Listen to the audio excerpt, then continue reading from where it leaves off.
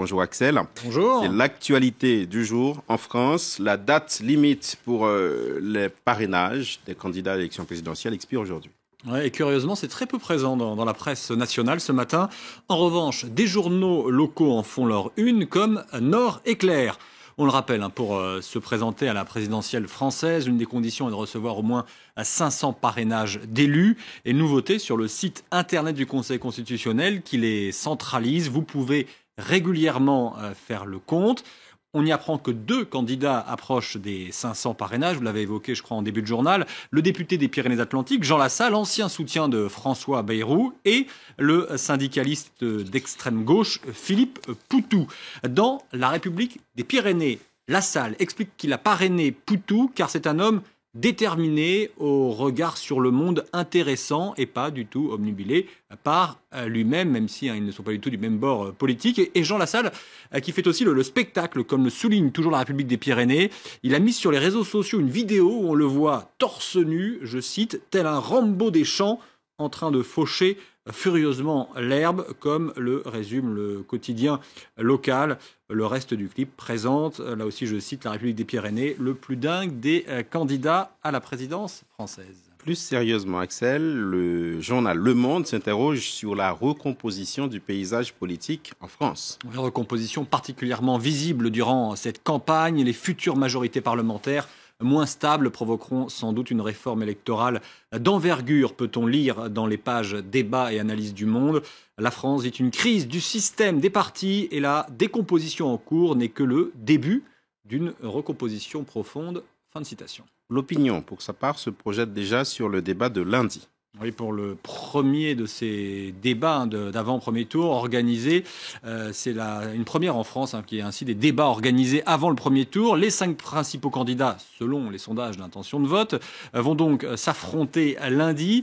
Ces débats surviennent après les débats télévisés organisés lors des primaires socialistes et lors de la primaire de la droite et du centre. Alors pour l'Opinion, c'est la télé qui commande, la télécommande. La France entre dans une nouvelle démocratie catholique. Toute autre chose, terreur au lycée. Ce titre s'étale en toutes lettres en une de Nice Matin. Hier, un lycéen amateur d'armes a ouvert le feu dans son établissement scolaire à Grasse, sur la Côte d'Azur. Le proviseur et 3 de ses camarades ont été légèrement blessés. Et le jeune homme de 16 ans, sans passif judiciaire, est entré dans ce lycée avec un fusil de chasse, des armes de poing, une grenade d'exercice et il semblerait également un explosif artisanal, souligne Nice Matin, qui précise que le compte Facebook de ce fils d'élu local, présenté comme un adolescent de bonne famille, révèle une fascination pour les tueries de masse qui endeuillent régulièrement les États-Unis. Ce qui fait dire aux Parisiens aujourd'hui en France dans son édito: que se serait-il passé si cet adolescent avait eu accès, comme aux États-Unis, aux armes de guerre? Et puis, le Parisien s'intéresse aussi au colis piégé qui a explosé hier au siège du Fonds monétaire international dans le 16e arrondissement de la capitale, siège parisien du FMI, blessant sans gravité une employée, même si elle est évidemment choquée. Selon le Parisien, des résidus de timbres retrouvés par les enquêteurs pourraient mener vers un groupe anarchiste grec. Coup d'œil sur le Figaro, Axel, qui tire la sonnette d'alarme. Le groupe État islamique, au bord de l'effondrement en Syrie et en Irak, cherche à s'implanter sur le continent africain. Et pour le Figaro, l'Afrique, c'est le nouvel objectif de Daesh, qui cherche à contrer sa rivale Al-Qaïda, très puissante au Sahel. Dossier complet à retrouver ce matin dans le Figaro. Donc. Actualité plus heureuse, Libération remet ses trophées de la solidarité. Il y a par exemple ce chauffeur du sud de la France, chauffeur d'autobus, qui en août dernier a refusé de conduire des migrants à la frontière italienne. Il a reçu le coup de cœur de Libération.